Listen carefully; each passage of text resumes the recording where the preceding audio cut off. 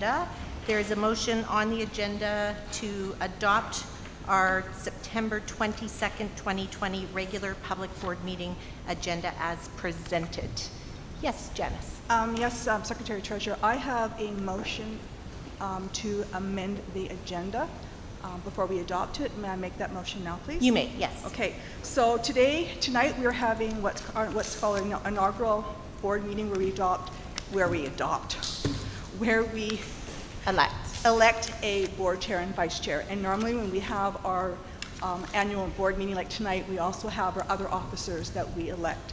And so my motion is that tonight we classify this as our inaugural board meeting and we just adopt all executive as presented, and then when a new trustee comes in the new year, we revisit that. So my motion is to, under board elections, to do A, election of board chairperson, B, election of board vice chairperson, C would be BCSTA, election of BCSTA Provincial Council, D would be election of BCSTA Provincial Council alternate, E would be Bcpc Rep, F would be elect Bcpc Rep alternate, G would become destroy ballots, and then back to you, Secretary Treasurer, is we also need a motion on here. We will have a new chairperson. We need a motion to appoint blank that person as signing authority. So I would put that as F. Perfect. Okay, thank you, Trustee Caton. And I need a seconder for that. Yes, do we have a second? Perfect.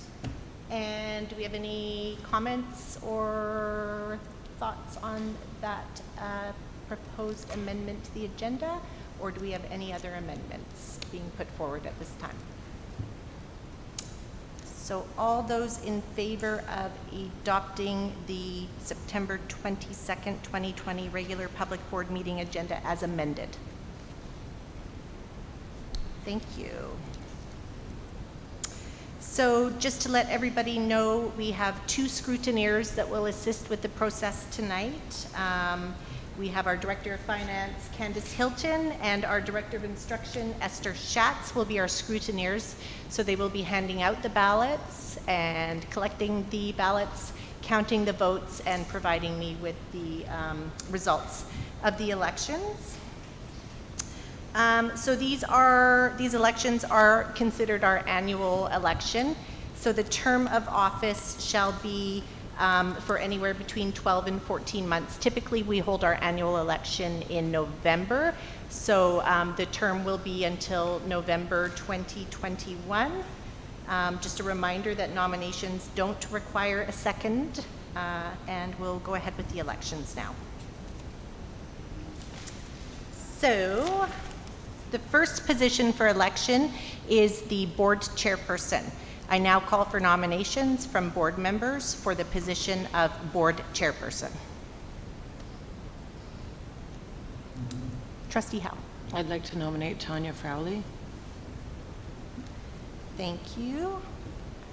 I now call a second time for nominations for the position of board chairperson.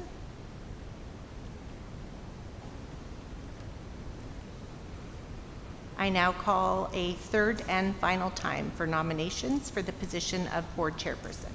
Trustee Waite. I would like to nominate Trustee McDonald. Sorry, Trustee McDonald. Okay, so as Trustee Frawley nominated first, do you accept the nomination for board chairperson? I do. Thank you. And Trustee McDonald, do you accept the nomination for board chairperson? Yes, I do. Yes, excellent. As we now have more than one nomination for the position of board chairperson, do the nominees wish to say a few words in support of their nomination? So we'll start with Trustee Frawley. Okay. Well, I'd like to say that I strongly value board collaboration and good decision making. I believe in transparency and open communication between the Board of Education and our community. I want to help guide our team and make sure that newer trustees are provided with mentorship opportunities as well as continuous learning opportunities for all trustees. This is, after all, a learning community. But most of all, I am dedicated to advocating for all the students of the district. All students of our district deserve the very best of us, the Board of Education. Thank you. Thank you, Trustee Frawley. Trustee McDonald, do you wish to speak? Thank you. So I think it may be a bit of a surprise to some of you that I would be interested in this position. It hasn't been something I've wanted in the past. But as we find ourselves in this place, and I find myself at a changing stage of my life, I'm feeling that it became a possibility that was more appealing to me. I do feel it is a significant change of hats. I've always been that person who was advocating, speaking to issues, putting forward a perspective, and you know, that's who I've been.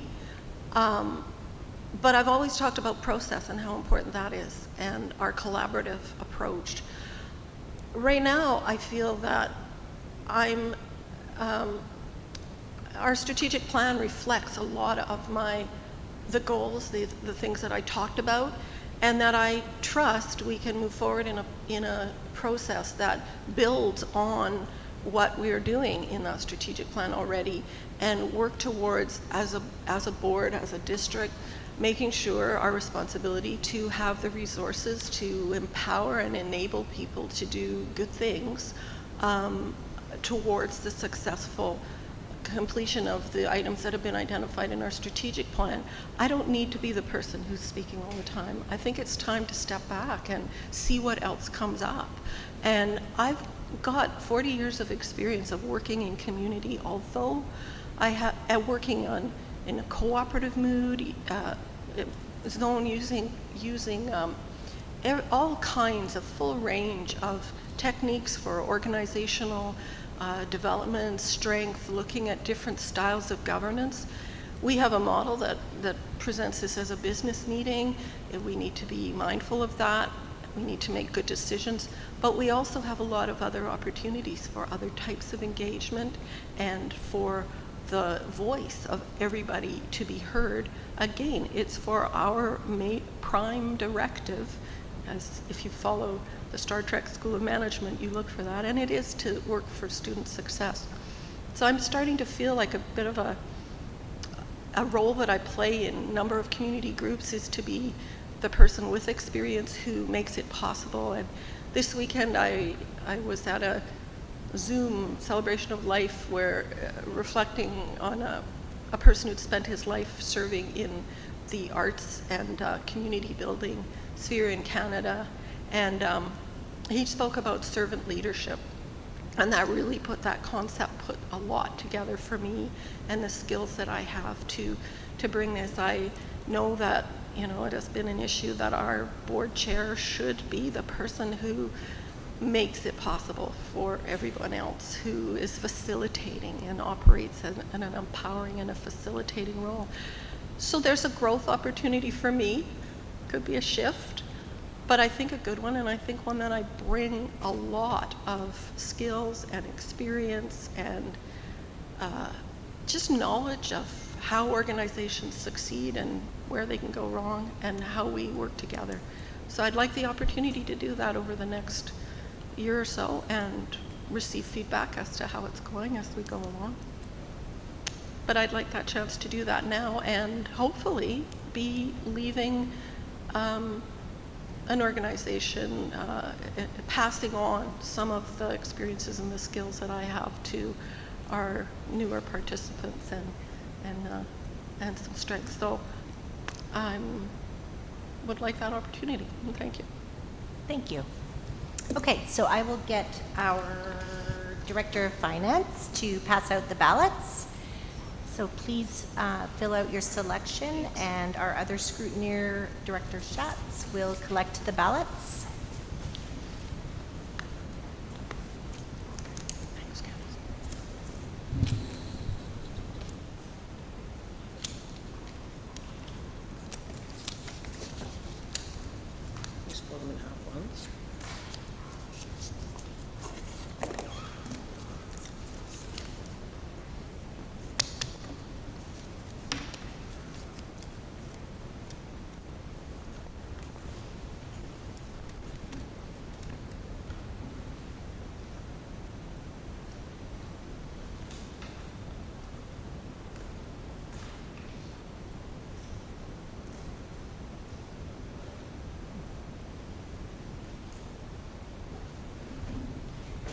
And they'll go count the ballots.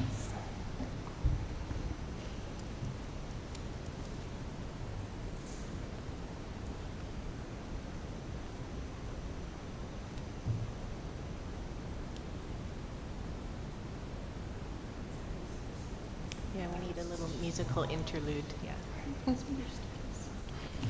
Don't ask me to sing, I may do it. You'll all regret that.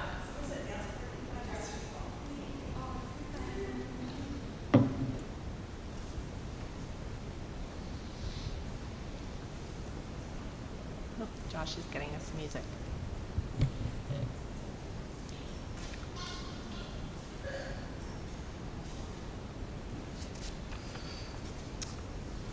Janice, is your face mask today a tribute? Is your face mask today a tribute? It is, I thought. I could see the black dot and I was like, yeah.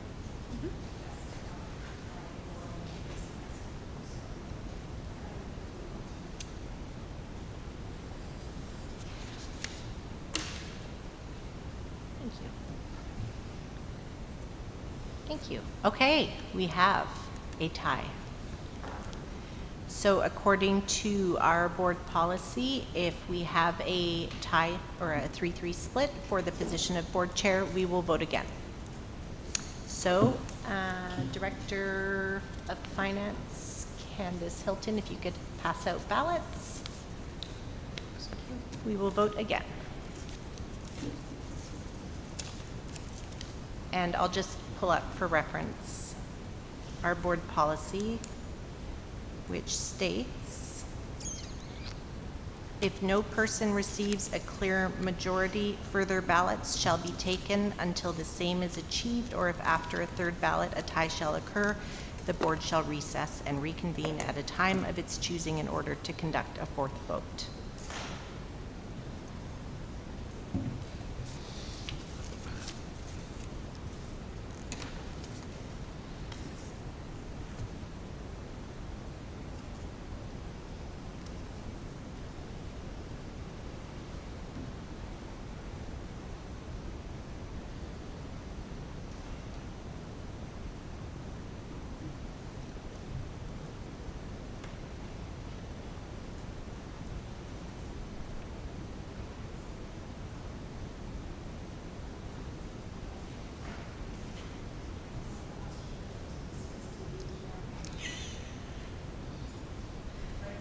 You can thank all the secretary treasurers that do the ballot counting for that.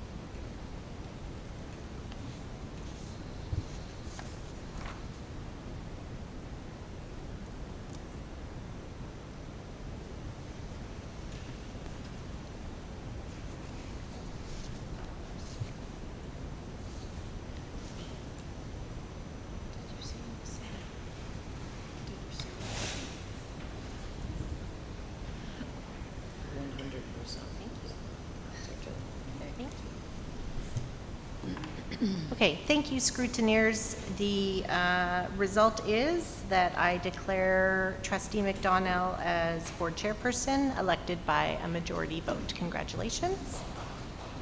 And so Trustee McDonnell will now assume the chair position and conclude the rest of the election and board meeting. Thank you so much, and thank you all for your vote of confidence, and I will look forward to feedback. And thank you very much, Secretary Treasurer. So we will now proceed with the election of the board vice chairperson, and I'll call for nominations for the vice chair. Yes, Trustee. I'd like to nominate Michelle Waite. Very well. I'll call a second time for nominations to the board.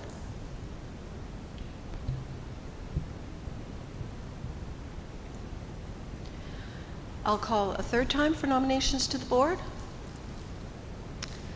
I would like to nominate Sarah Jane Howe.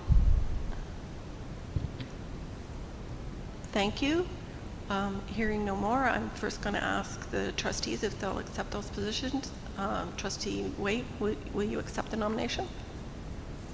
I will, thank you. And Trustee Howe, do you accept the nomination? Yes, I do. All right. Then we'll be having another election if we can have the ballots for that.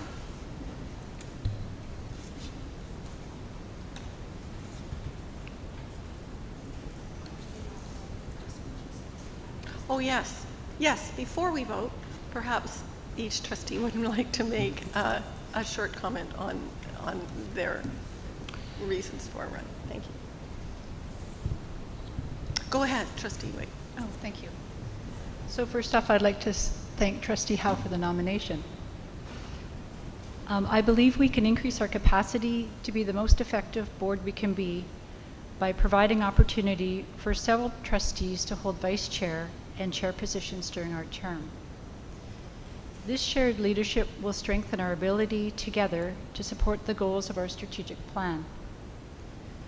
I would bring to the role my experiences as a lifelong learner, an advocate for public education, my strong work ethic, and my attention to detail.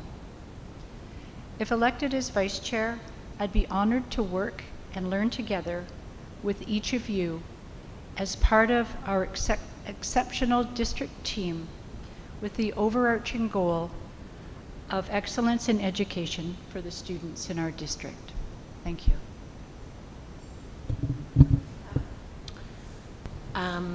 I didn't have anything prepared, but I happily accept the nomination. I agree with Michelle in giving the opportunity to new trustees to be in a supportive role, to create a more productive environment for everybody. So I'm happy to put my hat in the ring for what it's worth. Okay, thank you. I think we're probably ready to vote now then.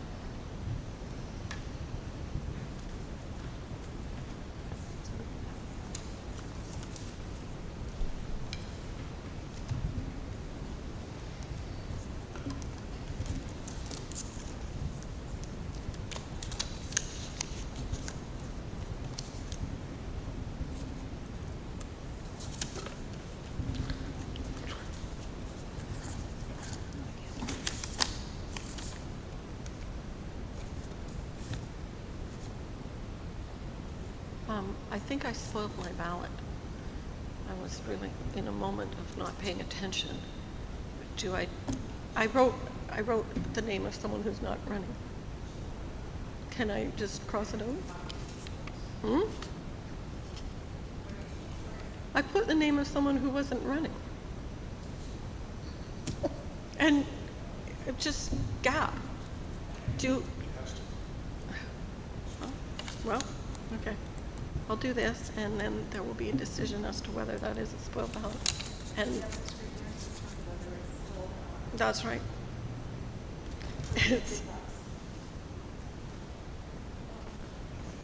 It'll give me a time to work on my new speech.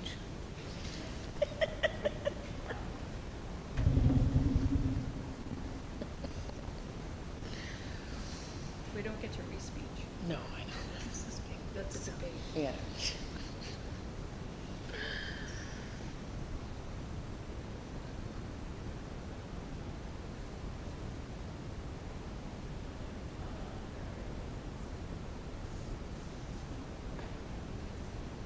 It's okay. In all truth, I went to the SD 71 office for our meeting today and made it here in the nick of time, so.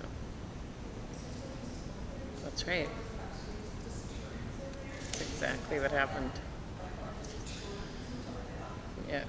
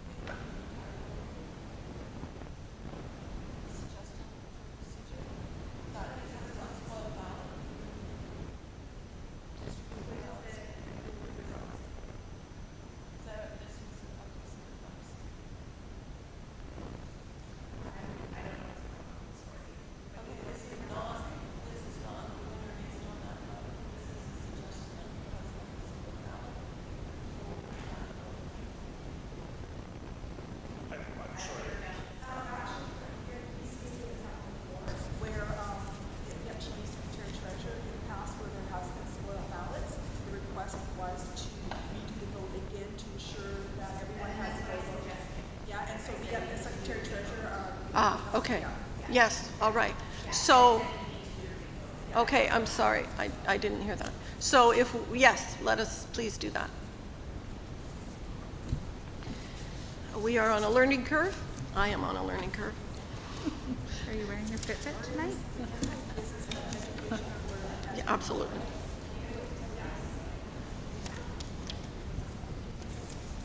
Thank you.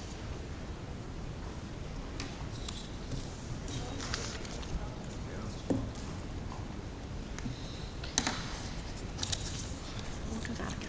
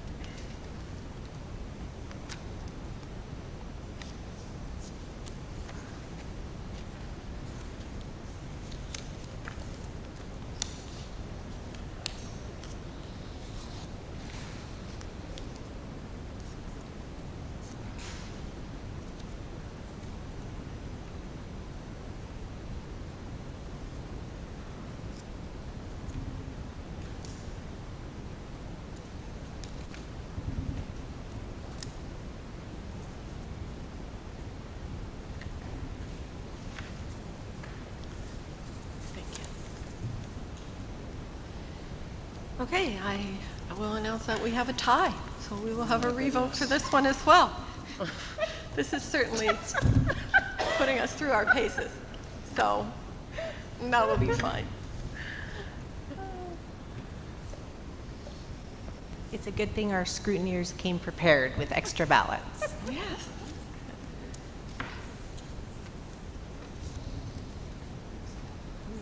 Thank you so much.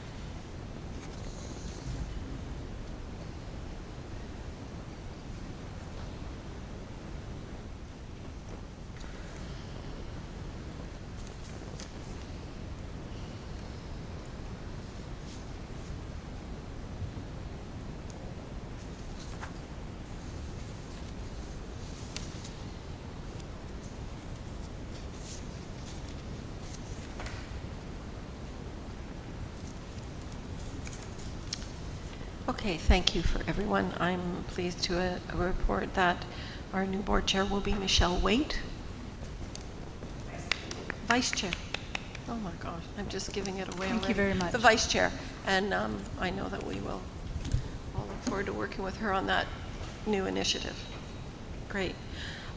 So now with the addition of our the other positions at this time, I will be calling for the election of our Bcsta Rep, and following that, an alternate. I know that this came at a bit short notice, so but we are familiar with those positions and the type of work that they do, and we can move forward now, and it'll take one significant piece of our work out of the way. So I'd like to call for nominations to the Bcsta Rep at this point. Yes, Trustee Waite. I'd like to nominate Trustee Caton. Okay. Calling for the second time for nominations. Are there any others? And calling for the third time. Any nominations for the Bcsta Rep? I'd like to nominate Tanya Frowley. Okay. So as we have two reps here, then I will ask each of them to speak, particularly. Oh, yes, of course. Trustee Caton, do you accept the nomination? Yes, I do. And Trustee Frawley, do you accept the nomination?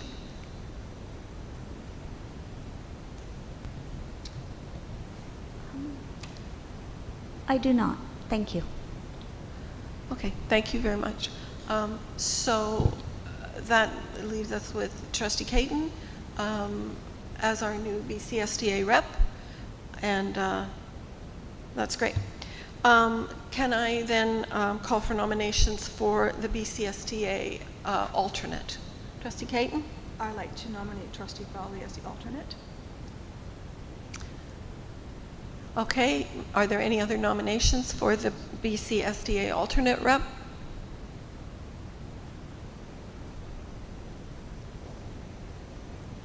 Are there any other nominations for the Bcsta alternate? Trustee Frawley, do you accept this? I will. Thank you very Thank much. you. I will declare Trustee Frawley our new Bcsta alternate. So now we come to the Bcpc Rep, and I will call for nominations for our Bcpc Rep. Yes? I would like to nominate Trustee Howe. Thank you, Trustee Howe. Are there any other nominations for the Bcpc Rep?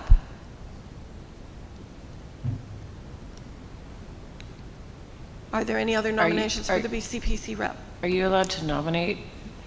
Am I allowed to nominate you, or can you not be it because you're the board chair? It is possible. Yes, it is possible to do that. And it's a position I'm currently filling, but I would be thinking that I have a full plate. Am I allowed to just state right now that I won't accept it? Yes, you can. All right. So we are still then looking for a rep for the Bcpc position. Trustee Caton? Actually, I'd like to nominate Trustee Fowley as your Bcpc Rep. I think she has a really good voice for a board, and I think she would be really well accepted by her if she would consider that position. Yeah. Sure. Okay. We need to speak a little more loudly. So this is another nomination. I don't need to call 3 times? Yes. Oh, okay. Trustee Frawley, would you accept that?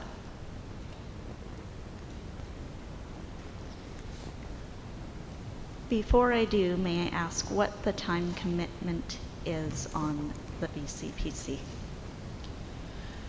So in my experience, it is an interesting portfolio. We're not in a negotiating year, so the workload could be considerably less because it is a role where the Bcpc Rep is usually both on the, participates as the trustee rep on our bargaining, and is also more involved with initiatives at the provincial level.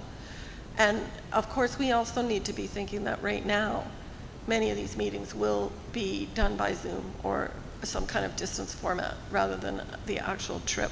So in the past, even in the year, it would usually be 2 meetings a year, and potentially, if there were issues with the negotiations, an additional trip to Vancouver. Hard to tell. I will accept the nomination. Thank you very much, Trustee Frawley. So I believe that meets our requirement for those, and I am happy to have Trustee Frawley acclaimed as our Bcpc Rep. The final one is the Bcpc alternate. Any nominations, Trustee Frawley? I would like to nominate Sarah Jane Howe. Thank you very much. Are there any other nominations for that position? Yes, Trustee Bate? I'd like to nominate Trustee Hawksby. Thank you very much. And a third time, are there any nominations for this position as the Bcpc alternate? So, Trustee Howe, will you accept that nomination?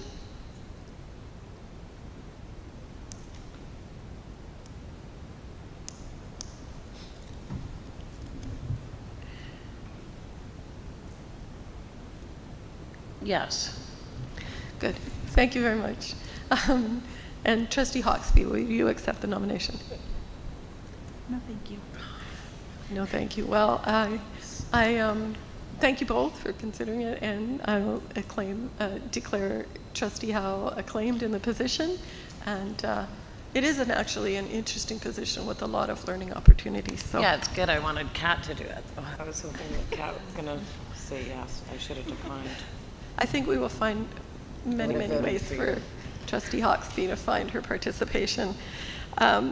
So the next item was to address the signing officer, the change in signing officers. So that is a role that the chair takes on. Do we need to have a vice chair as an alternate, or is it just to appoint?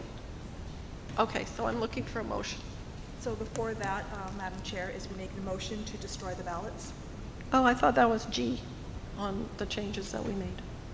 Yes, sorry, and then the signing authority is H. Oh, So I we'll do- thought I yeah. got that That's as okay. F. We'll do the destruction I'm of sorry. ballots first. I wrote that down as being F.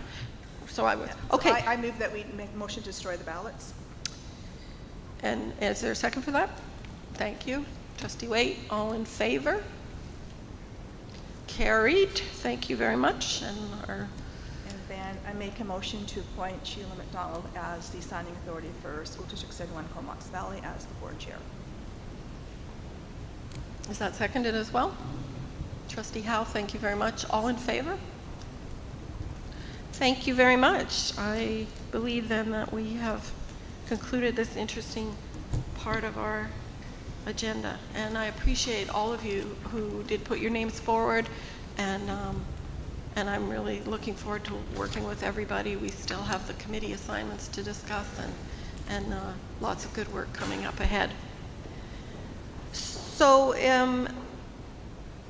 if we are moving forward then, our next item is approval of the board meeting minutes from our last meeting at September 1st, 2020.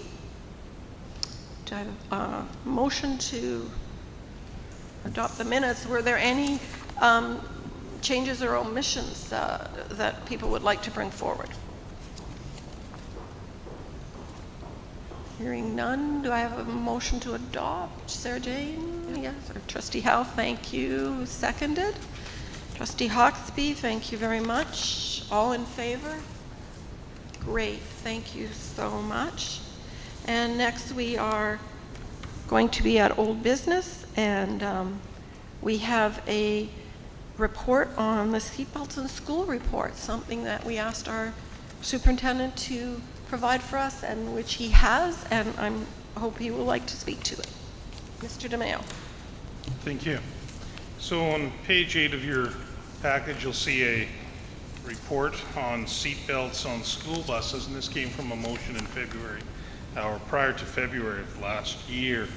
As I was preparing the report, the Strengthening School Bus Safety in Canada Task Force came out with a very extensive report covering all the concerns and some of the topics around seatbelts on school buses. So taking liberty to highlight some of those points in this report.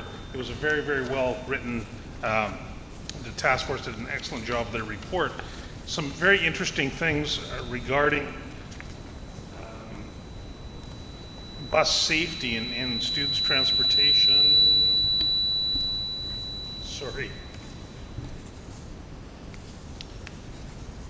It was quite interesting to note that the facts at the very beginning around school bus safety, that buses are 72 times safer than those traveling by car and 45 times safer than those walking or cycling, which was a very interesting figure when you look at it. Based on that report, the other thing that stuck out is the fact that a lot of the buses in fleets are not adequately prepared for seat belts, and that significant retrofitting would have to occur. And many of the bus manufacturers now are producing buses that are retrofit ready. So the compartmentalization of the seats are ready so that should seat belts need to be installed, they can do so without significant modification to the interior of the bus. Locally, we do not own any major, we have small fleet of transportation buses, or mini buses as they're often called, or activity buses, and we have purchased any new, actually all the activity buses in our fleet have seat belts on them, and that is a practice that we will continue and have been doing for the last, I believe, 2. Moving forward, First Canada is probably one of the major busing providers in the country, and probably in North America, they're a big player, is closely monitoring not only the task force report, but also the pilots that are going on. There's currently a pilot project in Kamloops, one in Ontario, and just announced is Nanaimo that is scheduled to begin in January.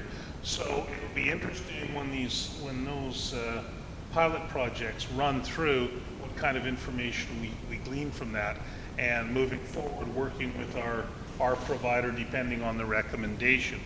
Obviously, the one thing for the board to consider is should the board move to a position where they would like seat belts installed in buses, it would require going back to the contractor and taking a look at the contract and what the language around the contract is, and whether we need to enter negotiations or renegotiate that contract, and that would be something that we would have to look at down the road. Again, depending on the Ministry of Transport. Should the pilot projects lead to a significant change with the Ministry of Transport, then that might just answer that question leading down the line. So I've in conclusion, made 4 summary points. That SD71 continue with the current practice of only purchasing activity buses, 24 passenger with built-in seatbelts. We review and monitor the current pilot projects which are going on. Continue to follow the guidelines from the Ministry of Transport and Transport Canada regarding seatbelts on buses, and continue to work with our bus contractor around bus safety and seatbelts, ensuring we're doing everything possible to keep our students safe. And that's respectfully submitted. Thank you very much. Are there any questions for the superintendent or comments here? Trustee King. Just a couple of questions on that one there. Does Nanaimo, do they have their own buses, or are they like ours, or contracted out? I believe they have their own busing. Okay. And is the Ministry Transportation, the pilot, are they funding it? Like how is, just curious, because of the cost, like are they giving the Nanaimo the grant to fund putting the seat belts in there? Because that would be something that as districts, if we were to go that route, to have that cost shared would be something to be interested. To be honest with you, I didn't look into how the cost was shared. I know the 2 initial districts, Kamloops and is it Pickering, Ontario? An Ontario district. They were given grants as a pilot project. I'm not sure in Nanaimo, so I couldn't. Okay, thank you. Any other comments?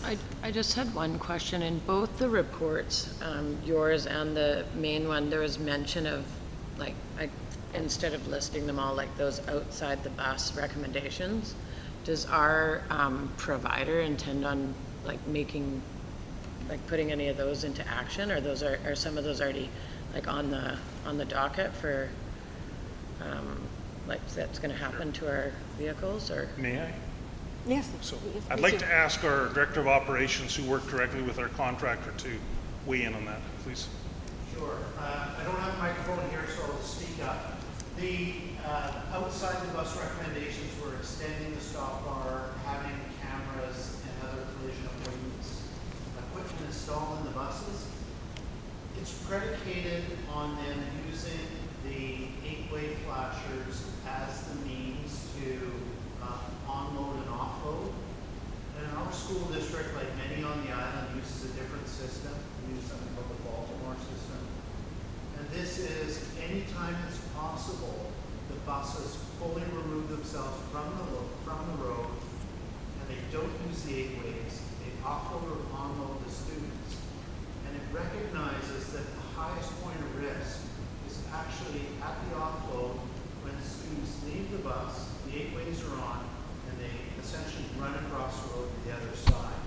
Because they're doing that under the assumption that all traffic is going to stop. So in the Baltimore system, what we use is the bus offloads the kids safely off the road. The kids wait, the bus leaves, so there's a clear line of sight so they can move across the road. So it actually has removed most of the requirements for that exterior work. And I think it's a much safer system, and unfortunately brought in because of other accidents that happen outside the bus. There's a few spots in the valley where we do have to use the 8-ways, and it requires modifications. Thanks, Ian. Any other comments? Okay, thank you very much, Superintendent. I feel that this is an important part of our due diligence. There was a period where information was saying that the original report saying the seatbelts weren't necessary, which dated back to the 70s, was quite outdated, and so it felt important to update, and very timely in terms of the other report. And I appreciate it, and we know that you will let us know results of these other surveys and whether other changes need to be made. So thank you very much. Thank you. And the by-election update. Secretary Treasurer. Thank you, Chair. So at the last board meeting, after the resignation of one of our trustees, I did commit to the board that I would bring back some more information around what a bylaw will look like to fill the vacancy. So the resignation of a trustee automatically triggers a by-election. And from the date of the resignation of the trustee, the board, according to School Act, Section 36, we have 30 days to appoint a chief election officer. So this by-election is a little different because typically when we have our elections every 4 years, the regional district, the city, the municipalities assist us and typically run our elections for us in conjunction with their own. But because there are no elections municipal occurring at this time, the school district, we have to run our own election for this position, Area C. So we are in the works trying to find someone who would be willing to be our chief election officer. We have reached out to a number of people that either have some corporate officer experience or who have run elections in the past, and unfortunately we're having difficulty finding someone who's available. We think we may have found someone that we just had an initial discussion with today, and we will be confirming that. So Chair McDonald, just to let you know, we probably will need to call a special board meeting next week to appoint our chief election officer as well as a deputy election officer. So these are requirements of the board that we need to take care of. So we're hoping to secure someone, have them appointed before the 30 days are up, and then of course that triggers a number of other timelines around the by-election process. So I will keep you informed, and the first step is just finding someone who will help us run the election. Thank you so much. Were there any questions from other trustees? And I think that we have oh yes, go ahead, Trustee Waite. So once we find those willing and capable people, what happens next? So the next step will be, so I've been working with the BCSTA on the timelines. The next step will be over the next few weeks. I'll work with our legal counsel at the BCSTA to review our election bylaw, because we have only a limited amount of time to make any potential changes if we want to, and those will need to be brought forward to the board. After that, after we've signed a contract and appointed the CEO, the Chief Election Officer sets a general voting day for the trustee election, which must be on a Saturday no later than 80 days after the date the Chief Election Officer was appointed. So of course, once we elect, as I said, the Chief Election Officer, we'll have a better idea of timelines. Where that's falling right now, and I don't want to throw a date out there, but likely the beginning of December would be when we will actually be holding the election. So there's a number of steps that take place, but each sort of step that we complete sets the timeline for the next step. So I'll absolutely keep you apprised, and I can certainly bring a briefing note to the next board meeting that outlines that process if the board is interested. Yes, Trustee Caton? So just timeline, based on what you are saying now, there's no way we can piggyback onto the provincial election that's already get people out voting on October the 24th. That's not going to jive. No, ours is considered a municipal election and theirs is provincial, and the only reason that they've been able to piggyback off each other in the past is because of the timelines have lined up. Okay. So yeah, our timeline won't meet that. And then what's going to happen is chief election officers are going to get snapped up for that particular election. So we're hoping to secure someone over the next couple of days. Okay, thank you. Yeah, you're welcome. Thank you so much. I imagine that we also don't have a mail-in ballot option for a school board election. That would be... We don't, according to our current election bylaw. Mm-hmm. If we did want to move to a mail-in ballot option, we do need to get approval. We'd need to have a ministerial order to amend that in our bylaw and proceed that way. In speaking with the BCSTA, that can be a little more complicated. We are required, through discussions with the ministry, we are required to ensure that we are factoring in some COVID-19 restrictions and guidelines around how we hold the election. But our chief election officer will work with our health officer in the region to make sure that we're abiding by those guidelines. Okay, thank you. I think we look forward to those reports and to having some good candidates step forward and someone join us in the future. Do we need to have a motion to receive your reports or not? Okay. Great. So the next item is a report on an in-camera meeting, which we had earlier before this meeting. And I would just say that there were board and personnel matters discussed and nothing to report at this time unless you have something to report. No. Great. Thank you so much. So board chair report. I don't have a report on the activities that I've conducted as a board chair, but I did, and this was a suggestion from one of our other trustees, suggest that we start our meetings with, especially in this location where we don't have this on the wall behind us, with just thinking about our vision statement as a group and making that a foundation of how we work together. So if you'll indulge me, I will read this. That our vision statement is a learning community that embraces diversity, honors relationship, and prepares every learner for a changing world. Our mission, to work with our educational partners to develop responsible, compassionate citizens and successful lifelong learners. And our values and beliefs, trusting relationships based on respect, integrity, and ethical behavior, a sustainable environment that motivates and actively encourages learners, innovation and creativity, strong partnerships, a accountability and shared responsibility, individual, professional, and organizational growth, a celebration of accomplishment.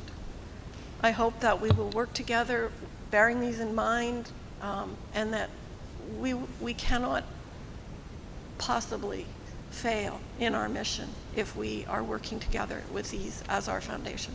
So I thank you all, and we'll just carry on. We have a presentation, delegation, and I believe this is going to be a remote visit from the 2019-20 financial statement audit opinion from the Office of the Auditor General of BC. So if it's okay, Chair, I'll let our Director of Finance, Candace Hilton, just do a brief introduction. Absolutely. Okay, thank you, everybody. I'm just going to wait for the auditors to pop up on our screen here. It's actually going to show a bit of a slideshow to begin with. Is the mic not working? Is that better? Is that working? Is that better? So the audience can hear me now? Perfect. So we'll just wait for the screen to catch up with us. This is the first time that we're having a presentation in this format, so we actually have, oh, is this one better?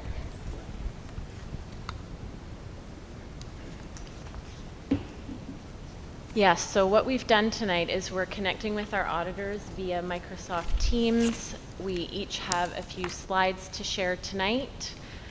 So when I get to finishing my quick overview and introducing them, we're just also going to want to make sure we do a little test so that we can actually hear them and also ensure that they can hear us.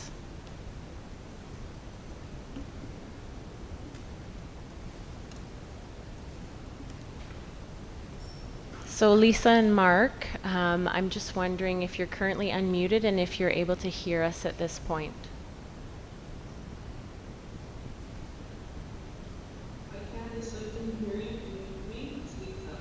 Yes, we can hear you. That's perfect.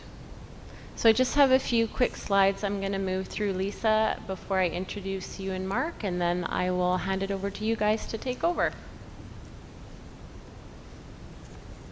So tonight, the auditors and I are presenting the 2019-20 year-end financial statement audit process and the independent auditor's opinion. So what I thought I would do tonight is give the board a quick process overview of how we work through our year-end financial statement audit each year. So the Ministry of Education requires school boards to fully account for how we manage and spend the government's education funding. As part of this process, they do provide us with the tools and templates that are required to use in our reporting so that they can also ensure there's consistency amongst districts so that when statements are all consolidated into public accounts, they're within a similar format.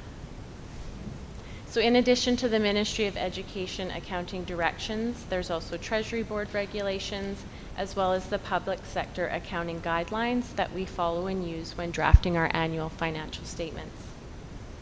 The summertime is very busy for the finance department as we work to finalize year-end reporting each year, and it's also the time when our external auditors visit us to complete the financial statement audit. The audit is completed every year.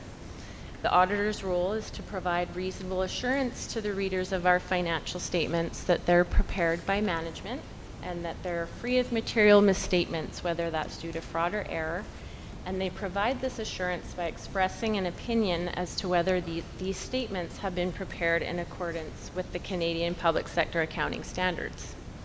So in a few minutes, I'll turn it over to Lisa Moore and Mark Vanish from the Office of the Auditor General's Office, who is going to review the independent auditor's opinion with you.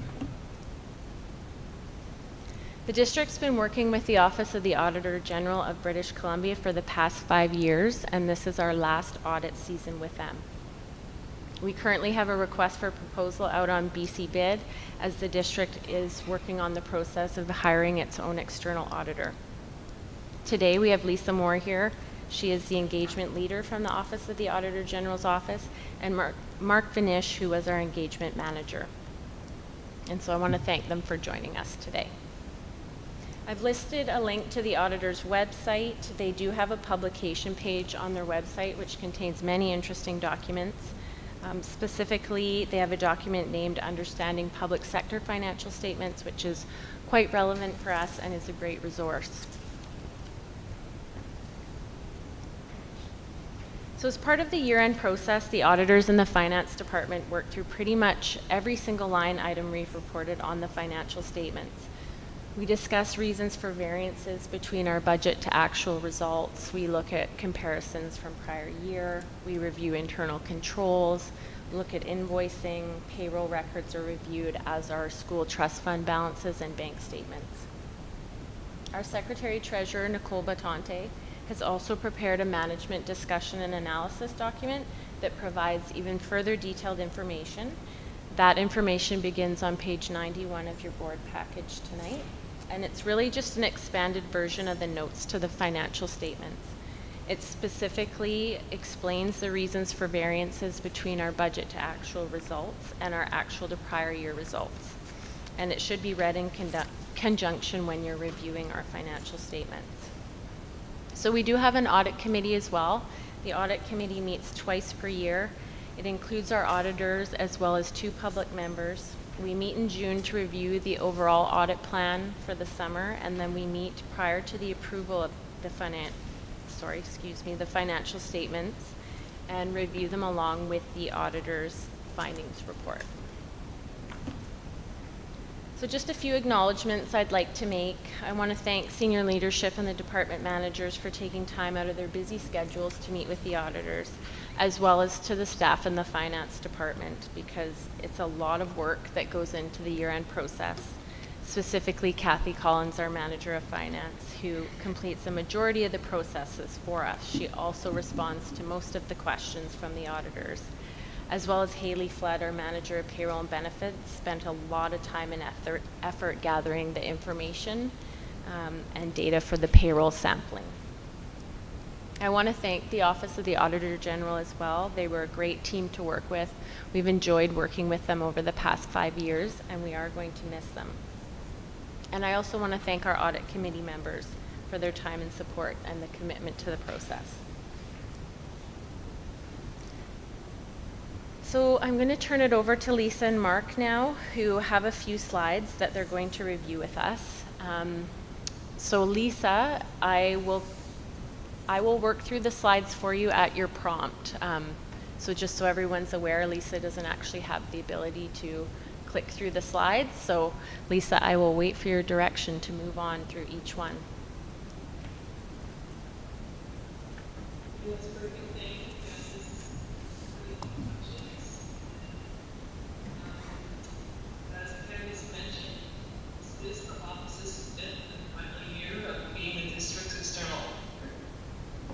In that regard, I acknowledge the staff of everyone for answering all their questions, queries over the last 5 years, and particularly this person, Nicole, Candace, Kathy, and all the other staff there, just very good work. It's a very large joint effort to get the work done and to meet these timelines together. Subject to the board's approval of financial statements tonight, we completed our audit work on the district's June 30th financial statements. The result of our work is issued an audit report, or commonly referred to as an opinion. The opinion we are issuing is the same as prior released date numbers, and the objective of the opinion indicate whether the school district financial statement or in accordance with the standards or not. We note that 2A financial statement discloses the fact that there is a difference in accounting the standards in our consistent in the reader financial statement, and that allows them to compare the statement to other Canadian financial statements. The opinion we are issuing advises readers that all items in financial statement are presented fairly in accordance with the accounting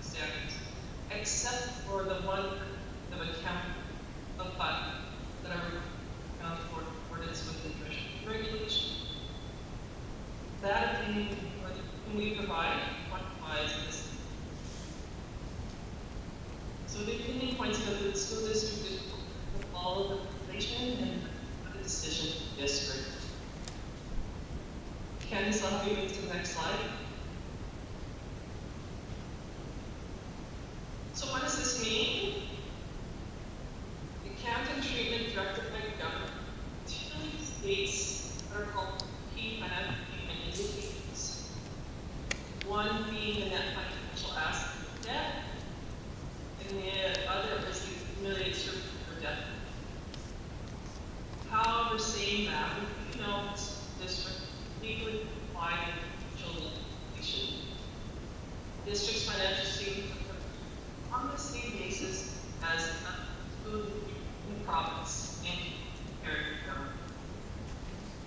There is no impact on the cash flows of the district as a result of this accounting and direct government follow.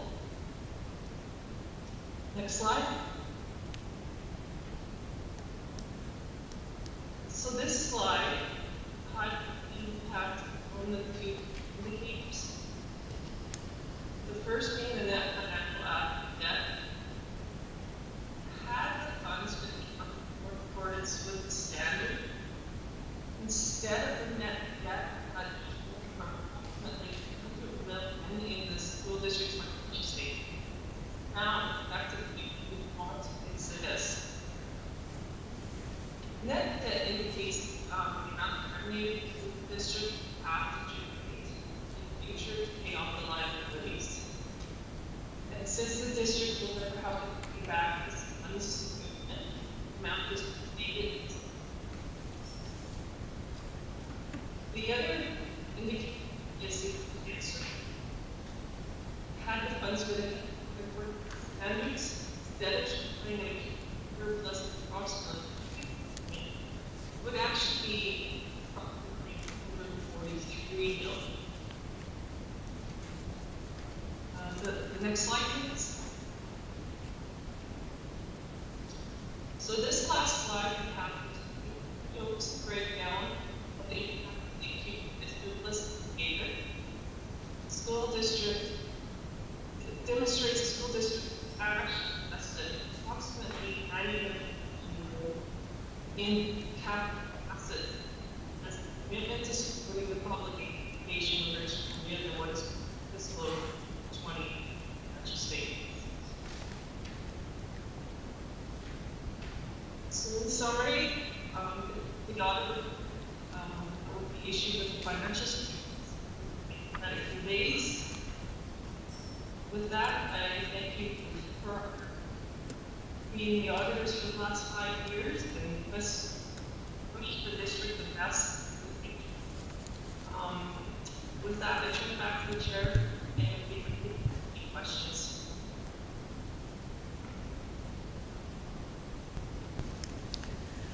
Thank you very much. Are there questions from the trustees? Trustee Caton. Yes, just a quick note to you, Lisa, and your partner. This is Janice Caton, Trustee Caton. I have really enjoyed you coming up and visiting us every 5 years, 1 year, whatever it is, on that one there. But I'm really kind of sad to see you go either. I think that you've done a really great job. You brought the financial statements to life to me, and I understand school district budgets, and I would really thank you, and I really enjoyed your presentations. And I am going to miss you guys. But I'm not going to miss you guys because I know that you guys brought a lot of work to our district, which we really appreciated. I know Candace has done a lot of work, and thank you, Candace and Kathy, for all that one there. But thank you, Lisa, you and your team, for the last 5 years of coming to our district and informing us how best practice in a school district budget needs to be. So thank you again.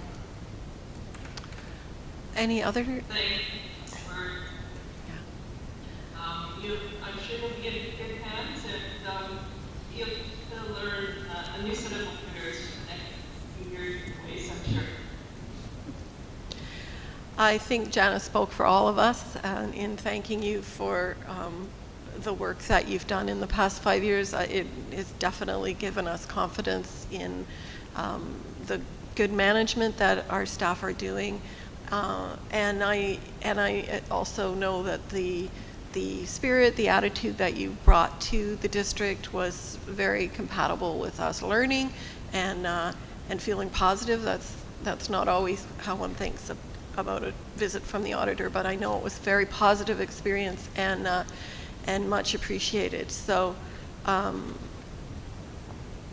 we will be having a full presentation of the statements later in the meeting, and there may be other questions that come up. But for now, I appreciate your input. Thank you so much. And thank you to the Secretary Treasurer, to our Director of Finance, and all of the team for this substantial work.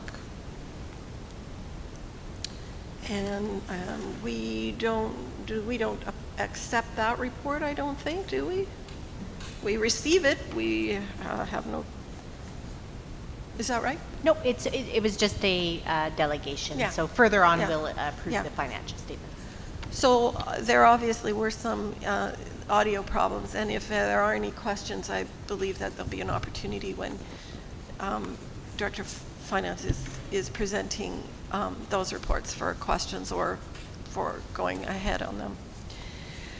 So item 9 was the Education Committee meeting, and we did not have a meeting in September. We're still a bit in hiatus, but there is a plan now for our next meeting to be the school startup. And the date, Tuesday, October 13th at 6:30 here in the multipurpose room.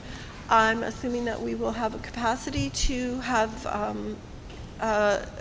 members of the public attending as well, or will it be streamed? Do we have a decision on that? I wonder, Superintendent, if you do you know? The Education Committee and the school startup plan? Yes, Mr. Yes, of course, sorry. As of right now, we're planning on videotaping sessions for the public instead of having public present for those, but the principal here at Isfeld has guaranteed that we can use this space for those meetings once a month. That sounds great, and that's excellent. So looking forward to that and hoping people will take advantage of checking in and getting the update on that. Next, on to strategic direction. I'll turn us over to the superintendent for preliminary school September restart update and our briefing note on the federal funding and how you and the team have allocated that. Thank you. Thank you, and I apologize. It's difficult to hear sometimes with the reverberation in the room, so I apologize for that. So in front of you on page 39, as we're all aware, we were in receipt of $3.4 million in the federal funds as part of the Federal Safe Return to School Class Fund. After consultation with our partners and discussion with our partners, you'll see the spending plan on page 40. And when we get to sort of an update of our restart, I will ask the directors and the assistant superintendent just to share a little bit about some of the ways that they've used some of these funds already and the plan moving forward. It's been a very welcome addition to the district, and they're being put to good use, and it's a case where I know with health and safety they're accessing the money currently. We've been told we will have a reporting template to report out to this by the end of October, and we'll see what that looks like. And then we still haven't been given a second date for the second draw, the second 1.7, but we have been reassured that we can go ahead and budget for the whole amount, which is what we've done. So we've committed to that, and we'll follow the report. So it's in front of you. Again, the cost estimates are rough cost estimates. Obviously, as things come in, there'll be a little bit of fluctuation, and we've left a little bit of a balance to address that as well. The end of the year, these funds will all be spent. There's not something that we can carry over, so we will spend the funds. Everything from the outdoor learning spaces, which I know are now at the planning stage and looking at how we can incorporate that, and we're doing some neat things around that, partnering with our neighboring districts around those creations and possibly all going together to try and make it, try and get more spaces for more of our schools. And I know schools are excited about that. So I will just ask for acceptance on that plan as it sits. Okay, before we do that, I wonder if there are any questions for the superintendent at this time, or we will be waiting for more updates. All right, we have the recommendation to receive this briefing note. I have a nomination. Thank you very much, Trustee Waite. And Trustee Howe, second. All in favor? Great. Thank you very much, Superintendent. So, Yes, you're next as well. okay, perfect. I'll keep going. Roll on. District news. The best news is we've got kids back in our buildings, and has been just a welcome addition. Going into our schools and having a visit, and seeing the kids running around and playing on the playgrounds, and the smiles on their face, the smiles on teachers' faces, the amount of work that has gone in by everyone to get to this point is just amazing. Our custodial department, operations department, teachers, support staff, principals and vice principals, district staff, on, and our parent community who stepped up, and it just continues to amaze me, the amount of work that's going in and to make a successful return. And Director Douglas and Assistant Superintendent Manning will share some of the statistics about our attendance, which is very impressive. I do want to note another really good news item. And when COVID hit, lots of businesses took a hit in terms of their revenue. And we've seen that all through our community where unfortunately businesses have had to shut. We have two businesses that continue to support our district and our students, and that's Jiffy Lube and Staples. For the third year, they've teamed up to fill 200 backpacks with supplies and you can have a look at the photo in your board package. They delivered them, smiles on their faces were in.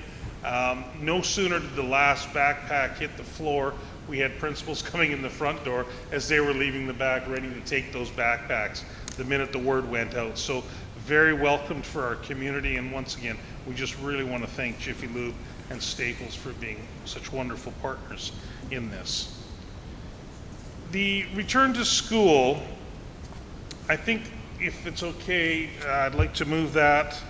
I'll talk about the return to school after the last part, which is the admin procedure, if I could. Yes, absolutely. So the admin procedure role of the Secretary Treasurer is an AP 453, which we updated as a result of the recruitment of our new Secretary Treasurer. And so it was updated in August prior to any meeting, so it's been included in your package for acceptance as the changes were made to it. And we had to just look at some of the corporate duties that were legislative duties that were not in the old job description, if I can use that term, or the role. And so they've been captured here. And this was we were very fortunate to have Joan Axford, who was the executive director of BC ASBOA, to look through this and make sure that it was in full compliance. So I offer that. That's great. Yes, the admin procedures for anyone is questioning this is within the purview of the superintendent's responsibility, but it is brought back for our information. Are there any questions at this point on it? I'm very glad that we, shared that the procedure was participated in by such a high-level expert in the matter. And yes, Trustee I Caton. just had a comment regarding what the superintendent talked about our local businesses, and I'm not sure if this is a time or place to say this, but over the years, our local businesses have supported our school district, SD 71, in many ways, through fundraising, through PACs and all that one there.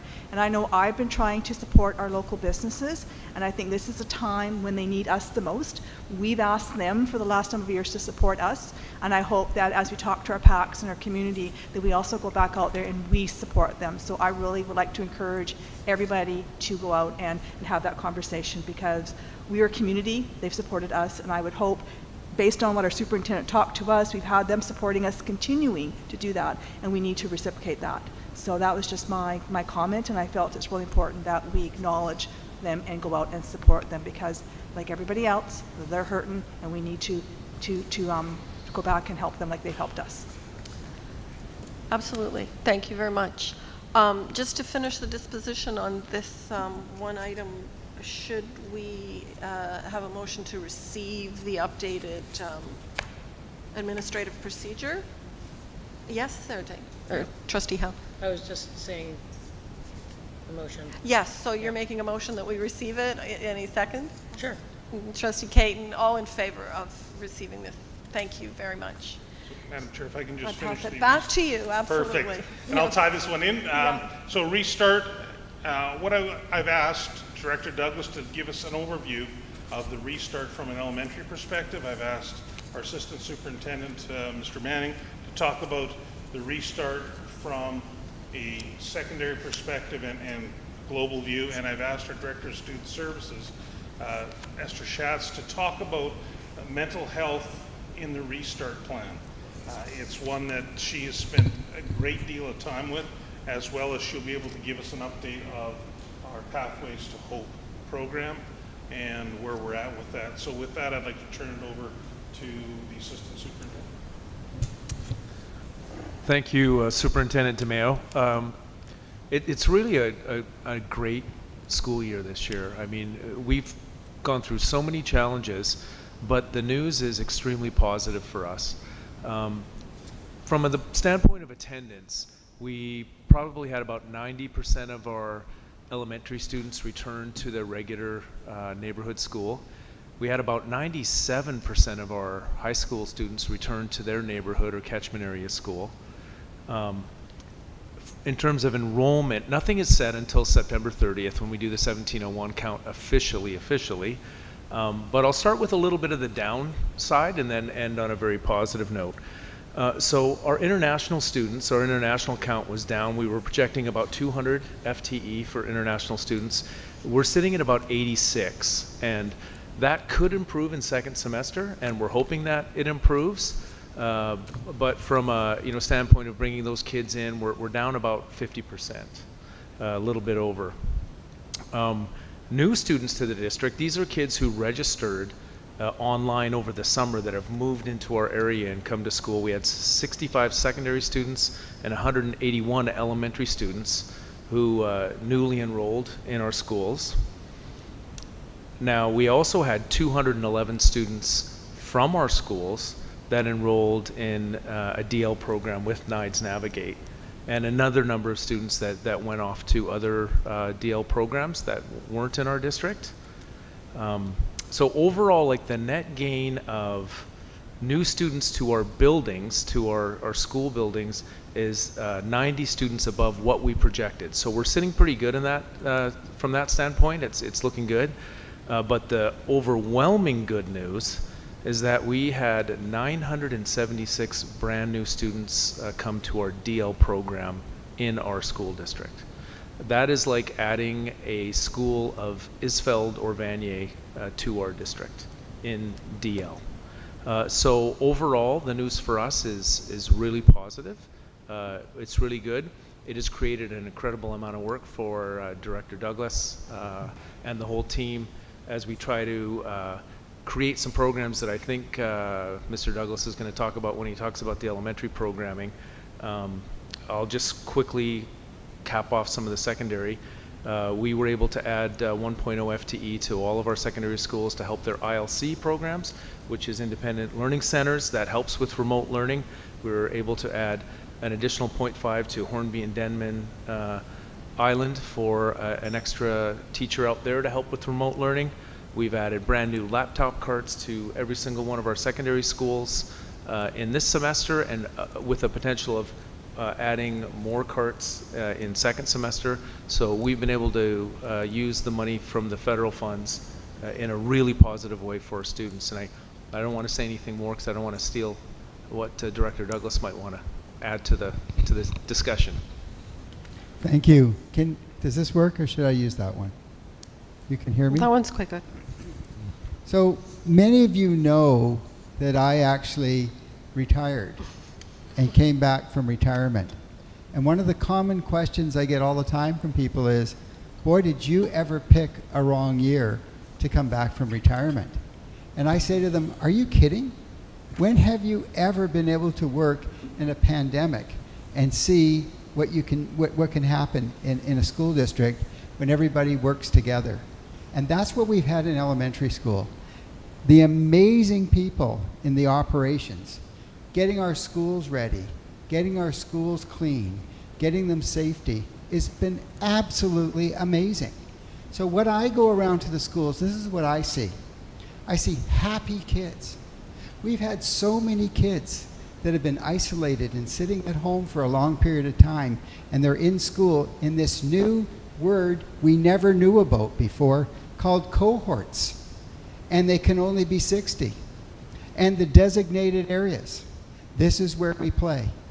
I have grandchildren in the system that say to me, we're so excited because tomorrow we get to play on the big toy because all of the designated areas rotate. So in elementary school, what you see happening is you see signage, you see health and safety, you see protocols, you see children washing their hands, sanitization. Teachers are saying to me, do you have any idea how much time is being taken up washing hands? And I say, yeah. But number one, we want our staff to be safe, and we want our kids to be safe. So in elementary school, that's what you're seeing. And we listened to the Deputy Minister, Scott MacDonald, last Friday on our conference call, say 85% return rate in the province. And I wanted to jump up and say, not in School District 71. In elementary school, we're at 90, and in some cases, 95%, which is pretty amazing. Now, the federal money, one of the things that we wanted to do is we had a number of parents who said, not right now do we want to come back to school. We have compromised immune systems in our homes. We have grandparents, extended family members.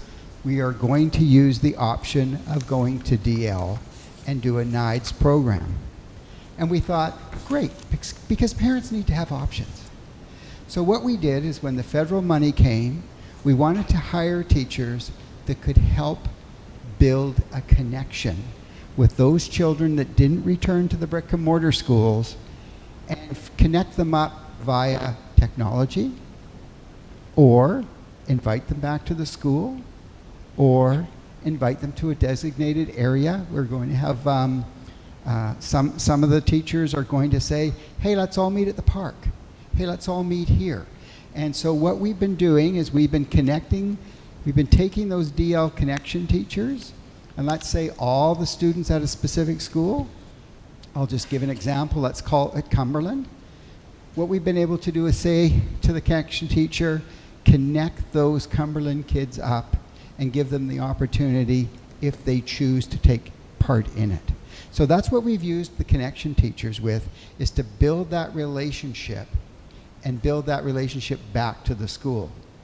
Another thing that we haven't had in elementary school in the last 35 years that I can remember are daytime custodians. So in all of our schools, thanks to operations, we have daytime custodians. And we thank you so much to the board and to Ian for making that happen, because we can really get on top of the cleaning and making sure when things need to be taken care of, they're being taken care of. And that's sort of how we're using the federal money in the elementary schools and what the restart plan looks like. Does anyone have any questions? That's it.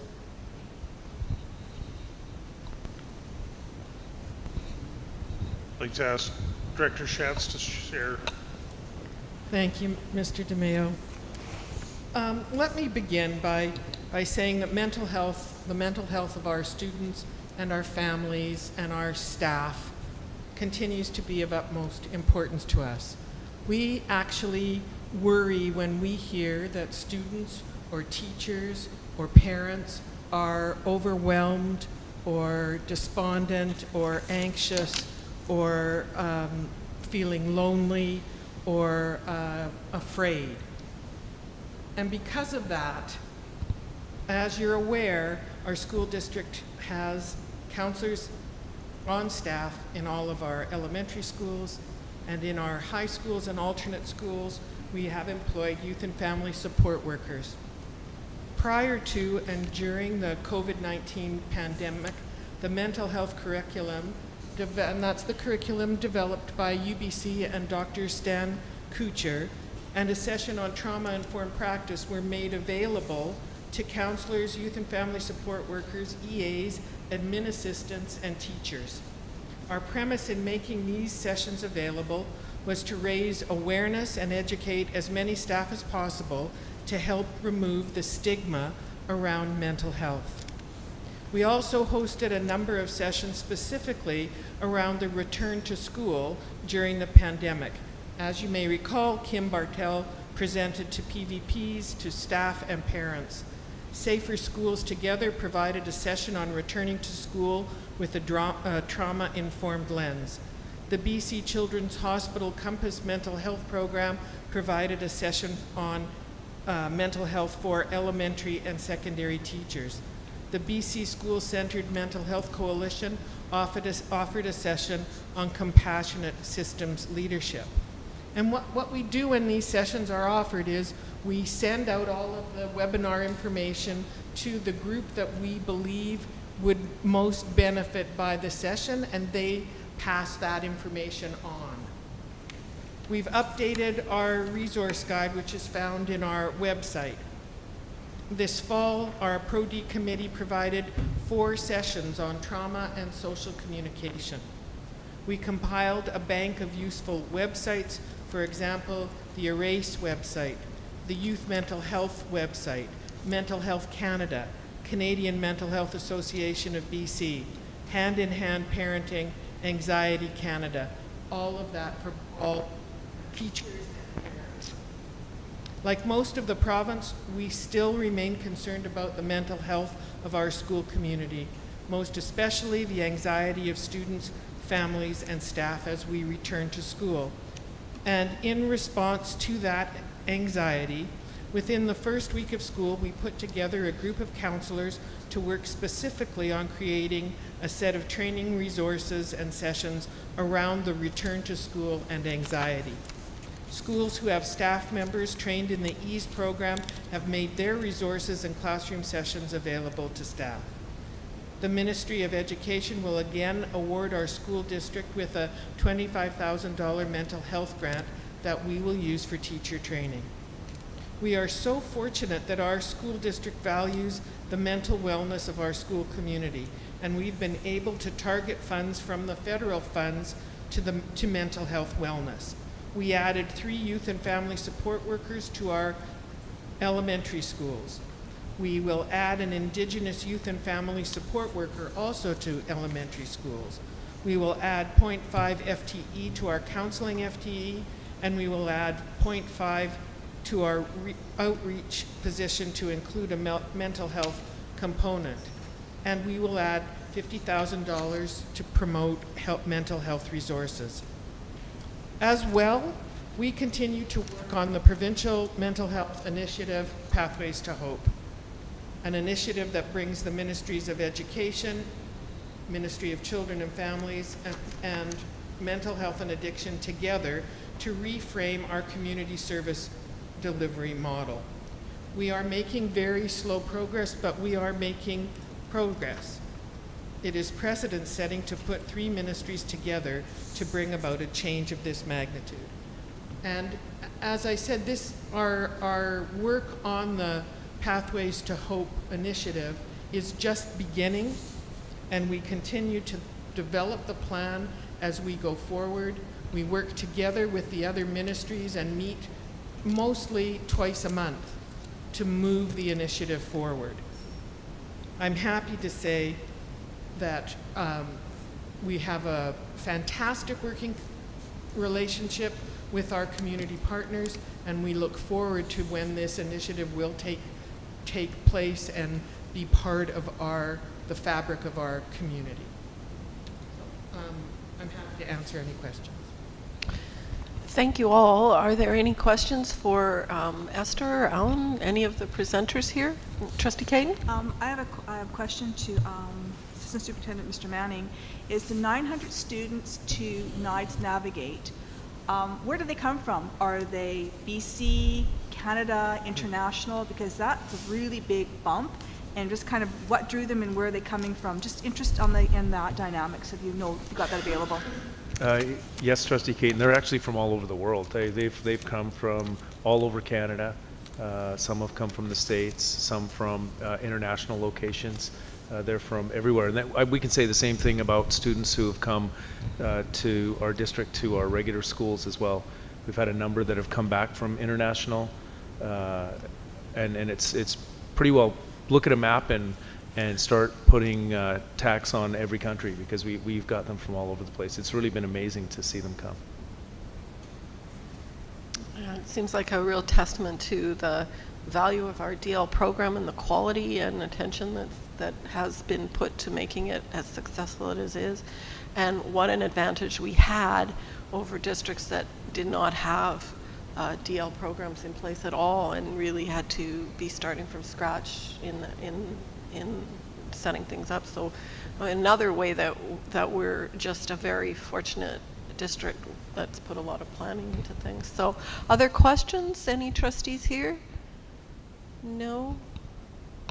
I would like to just express, I think, from all of us, our utmost thanks to all of the senior management team especially, but all of those that you're working with. You know how this represents amazing workload in operations, in HR, in finance, every single area. The work that you're describing around mental health, the response there, those are just enormous strides in being supportive. I'm glad that we were able to offer Director Douglas such a fun opportunity coming back, nothing like a catastrophe to make him happy and give him something to do with his usual charm. So, but actually, you're just the right person for being in that role, and I think it speaks to the confidence that parents have been able to have. I also want to thank all of our parents for listening and being patient and trusting and working with their school communities that they're in, and just taking the step to give this opportunity to the district. And we know that that's not easy for everybody, but we are being so successful in making it work and making it work at every single one of our schools. So I know that you all will join me in saying thank you so much. And is there more for our superintendent? Do I want to pass it back to you for a last word on that item? That's wonderful. I know we're all looking forward to more updates as we go along and things that develop. Our next item is human resources and our usual retirements and recognition. We have none to report at this time. And our board standing committee reports, we come to our really exciting part of our agenda here with the presentation of the financial statements. And I would turn that to Director. To the chair of our audit committee. Yes. Yep, Oh, you bet. absolutely. Of course. Yes. Director Frawley, what do you have to present to us? So were we actually doing the presentation, or we were just doing, we have the package, we've already done a presentation, we had our brief, and now we're just at, yes, okay, perfect. Just so I'm on the right page.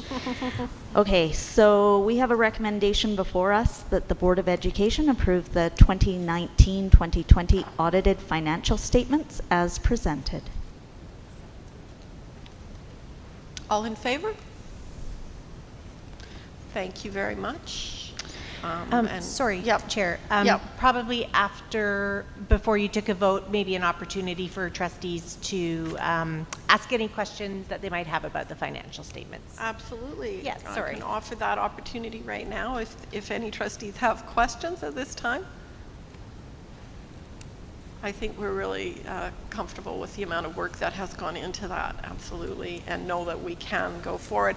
There, one item was is that the appointment of new auditor. You will be presenting information to us, or to the committee, and then to us at a later date. Great. Yes, so that has gone out. They're trying to find someone. Yeah, so it closes Yeah. at the end of this week, and then we will do our evaluation process and definitely report back to the audit committee. All right, that's great. Is this did we approve both of those recommendations, or No. do we need a second?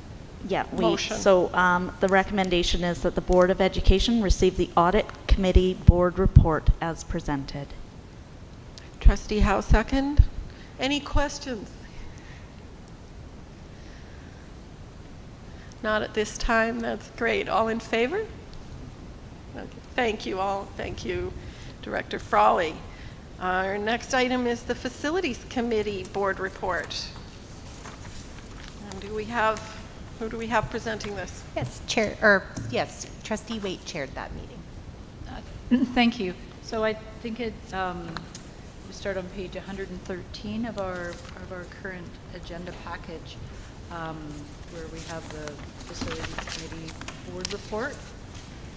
And within the board report, you will, or within the package, you will notice that there's a briefing note that begins on page 115. And in our meeting minutes, as well as in our agenda tonight, there are two recommendations coming forward regarding the turf house, no, sorry, not the turf house, the clubhouse at Turf Field. Yes. And so I'm happy to read the first recommendation. Please go ahead, and just a little closer to the mic. Okay, thanks. Thank you. So the first recommendation is that the Board of Education approve the construction of a field house on the artificial turf field site at GP Vanier School. Second, Trustee Howe? Was that second? No. Okay. Do we have a second? Thank you, Trustee Caton. Do you have a question then? Well, I was at that meeting, so I understand what happened, but before we, Yeah. did everyone read it and everyone's? Yeah, the do we want- briefing notes are in the package, so, Okay, yeah. okay, Yeah, but okay. opportunity for questions, for sure. Absolutely. It seemed like a comprehensive report, and but if there are questions at this point on that matter?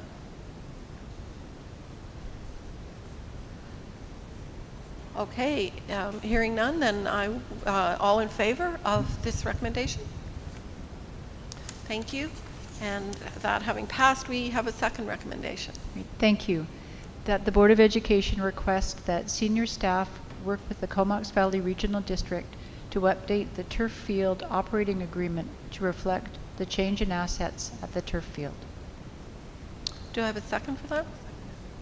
Trustee Caton, thank you. Any questions relating to this one? No, we're okay? All in favor? That's great. Thank you so much. I'm looking forward to buying something at the concession at a soccer game in the future. I spent several happy hours there when my son was on a major soccer player. So lots of good things going on. And what else do we have from you? Well, we have more. Mhm. So on page 118 of our agenda package is the briefing note regarding our capital projects update. So this was given as a presentation to your committee. Did you wish to have the Director of Operations speak to it now to update, or? Through the chair, if the Director of Operations has additional information not included in the report or would like to highlight something. Okay, well, let's accept a recommendation to receive it, and then if there are questions that you might want to direct to him, that would be good. Do we have a motion regarding this recommendation? So there's a recommendation that the Board of Education receive the capital projects update briefing note as presented. And second, Trustee Hawksby. Are there any questions or any information that you want to highlight for us, or any questions from other trustees? I think I just might like to share, if I might, I just want to commend the Director of Operations and his team on what I heard was the on-time, everything seems like it's on time and on budget, even through these tumultuous months that we've been going through. They are, and thank you. It's certainly well-deserved excitement on both of the islands to see the projects moving forward, and I imagine that the Hornby project was, the ferry traffic this summer must have created extra challenges for the contractor and for yourself on that, so it's great to have that. So, are there any other questions? So could we have a vote, please, on that? All in favor? That's great. Thank you so much. And I've got one more. Yes, carry on. That the Board of Education receive the Facilities Committee Board report as presented. Second, Trustee Howe, and any questions? Great, all in favor? Thank you very much, committee. Excellent. So, we are now Policy Committee report, nothing there. The Board Business Trustee report from Trustee Howe, the BC municipalities. Yeah, it was kind of a special meeting. Normally, not that I have heard, do we get invited to a UBCM meeting? So that was exciting. Basically, what happened was the Village of Cumberland was represented, and talking to the Ministry of Education, and there was capital and resource management employees there on the call, as well as Tom and Ian Husselgrave, our Director of Operations, and myself.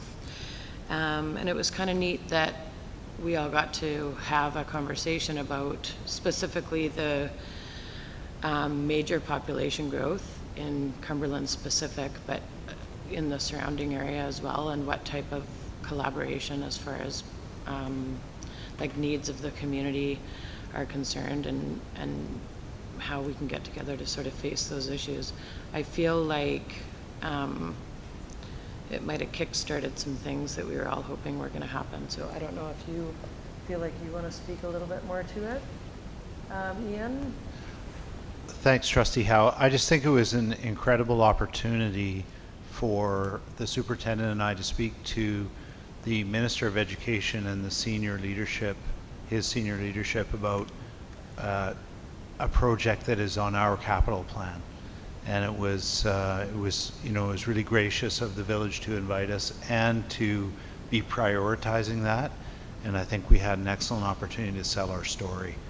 And it is a good one, because that's a really fast-growing community. We have a significant challenge there, but I think we have a really good solution. So any time we get to present that to the minister is good. And the superintendent really talked big picture, and then I was able to dive a little bit into our report about how we're going to do some wonderful things there to improve the community and the school. So it was really, I think, a great meeting for us. Thank you so much. Did you have anything to add, Superintendent? No? And any questions from, yes, Trustee Caton? I would just say that was really great that you were able to have that conversation. Usually UBCM meets up in Whistler area, and trustees are not included in those conversations with the mayor, councils, and the Ministry of Education. And I think that's something, I know our association and Bcsta are challenging that, saying that's really great, because sometimes not having a school district trustee or superintendent there to have those conversations muddies the water, and I'm really appreciative that the Village of Cumberland included you in the conversation, because normally that doesn't happen. So I think as a board, maybe as we go further, we can challenge our councils and UBCM to include trustees, boards of education, when they meet with the Minister of Education on a regular basis, to have those conversations, because it sounds like it really works, and it doesn't normally happen. So kudos on you guys, and I think we just make sure our voice gets heard with our councils when they meet with that. Yes, I think that's probably expresses all of us. It's an exciting moment to see the potential partnerships and to have had that facilitated at that level. I definitely see a breakthrough there and a changing way of doing things that will benefit all of us. So thank you for your report, Trustee Howe, and for sharing that, and keep us posted on the new developments as we go forward. That's great. So the next item, board correspondence. This is a copy of the letter which we passed a motion to write. We passed two motions to write to the Minister of Education, and concerned about the funding and concerned about the model at the time. It went through several versions, and as conditions changed a great deal, I'd like to this was primarily the work of Trustee Frawley to pull it all together in the very end and get it out, and I appreciated that. And do you have any comments on it? No, it's just included in the package there, and if anyone wants to read it, they're welcome to. Thank you. Yeah, I thought it was a good process in the end. Lots of stops and goes, but a collaborative effort in having our voice heard. Any other comments on that? So our last part is our public question period, which is, we've got some time for that, and very happy to open the floor for any questions from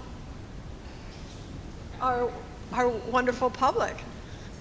The really representatives of parents are the work that we do.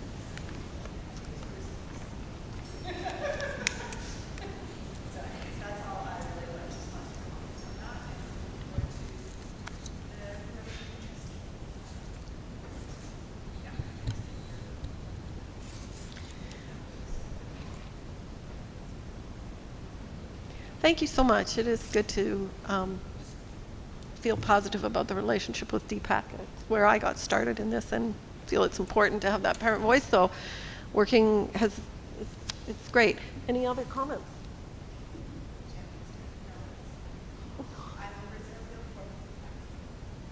Yes. Yes, we're looking forward to that on Monday night. And we don't have any of our other partner groups here at this time, but did we have a way for people to send us questions? Yes, I just checked with Josh, so there is an email where people can submit questions, and we haven't received any at this time, so we'll continue to monitor. Well, that's great. Okay, so I think that wraps it up, and I appreciate your support and your patience with me, and I'm really looking forward to us all working together. We have a lot to do. We have a super team. We have a great team here, and all of us wanting to work together. So I am looking forward to this next step. And thank you very much. If there's nothing else, I would take a motion to adjourn. Trustee Howe, thank you very much. Thank you all. Yes, that would be true. So.